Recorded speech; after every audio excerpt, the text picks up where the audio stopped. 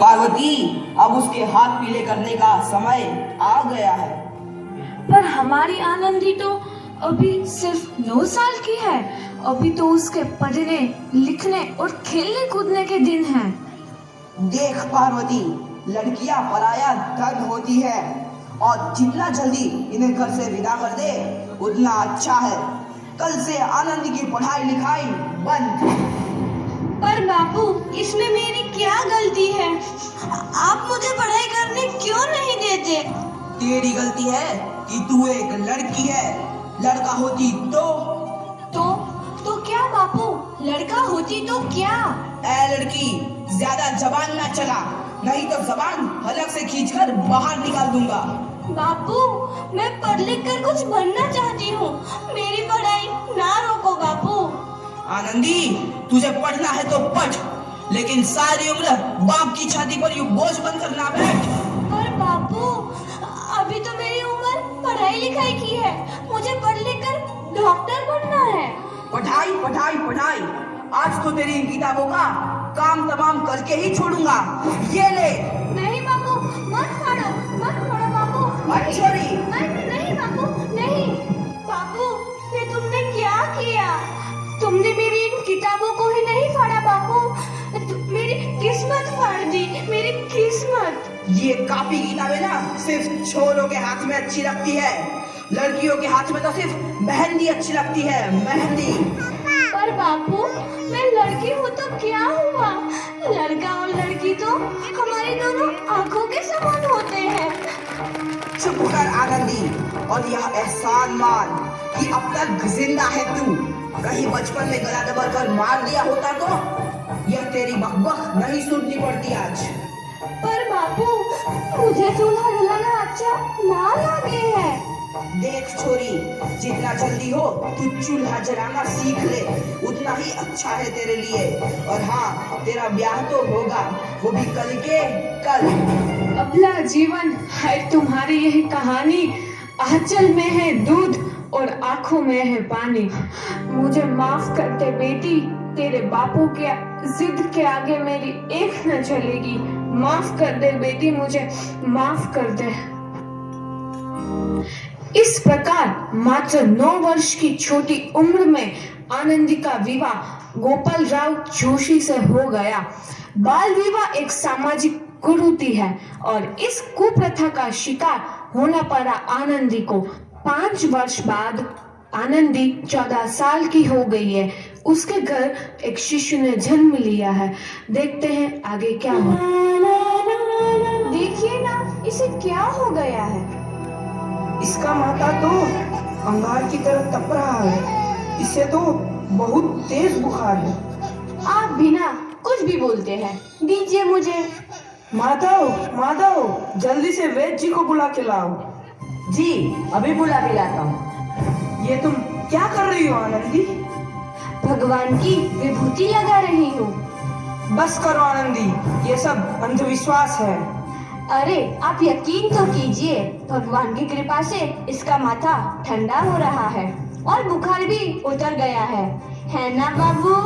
देखिए, दीजिए मुझे। उठो बाबू, आंखें खोलो, तुम्हें तुम्हारी माँ बुला रही है। आंखें खोलो, देखिए ना इसे क्या हो गया है। आंखें भी नहीं खोल रहा। आंखें खोलो बेटा। आप चुप क्यों है? आंखें खोलो बेटा, आंखें खोलो। आनंदी, हमारा बेटा कभी आंखें नहीं खोलेगा। नहीं, ऐसा नहीं हो सकता। मेरे बेटे को मुझसे कोई नहीं छीन सकता, कोई नहीं छीन सकता। पागल मत बनो आनंदी। माधव,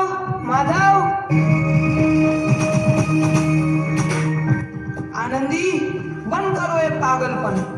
भगवान ने मेरा बच्चा छीन लिया।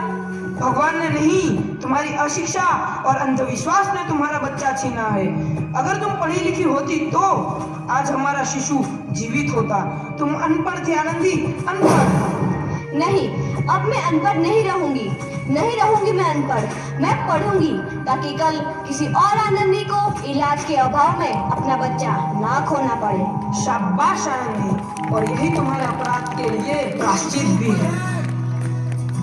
हमसे दिखाए तू है नदियों पे आनंदी, तुम्हारी 12वीं का परिणाम आ गया है।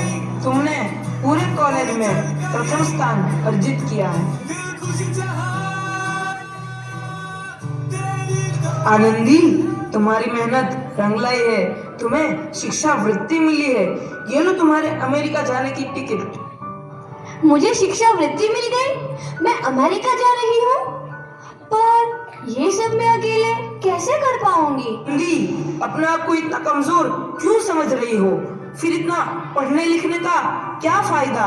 तुम अभी गवार की गवार नहीं हूँ मैं अब गवार।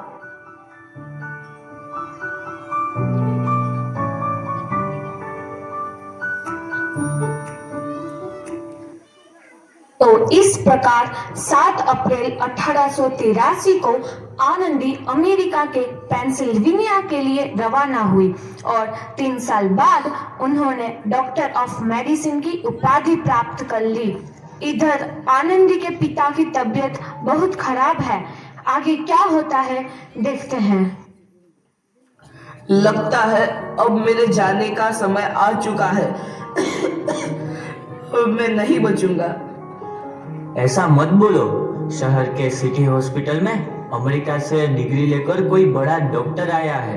एक बार वहां चलकर दिखा लेते हैं। हाँ, सही बोला भैया। कम से कम दिल को तसल्ली तो मिल जाएगी। हाँ हाँ, चलो चलो जल्दी हॉस्पिटल चलते हैं।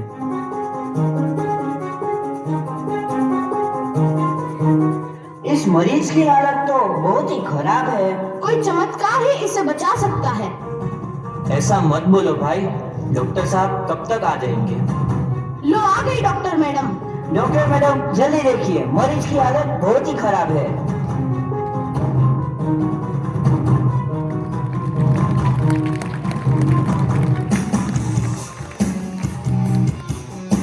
अब आप बिल्कुल ठीक हैं। मौत के मुंह से आपको बचाया है डॉक्टर मैडम ने। डॉक्टर साहब ने मुझे बचा लिया। मुझे मिलना है डॉक्टर साहब से। डॉक्टर साहब नहीं, डॉक्टर मैडम बोलो। डॉक्टर मैडम, उन्होंने ही तुम्हें जीवन दान दिया है। लो आ गई डॉक्टर मैडम, मिल लो उनसे। डॉक्टर मैडम, आपका बहुत बहुत धन्यवाद। आपने मेरी जान बचाई। इसके बदले में मैं गरीब भला आपको क्या दे सकता हूँ?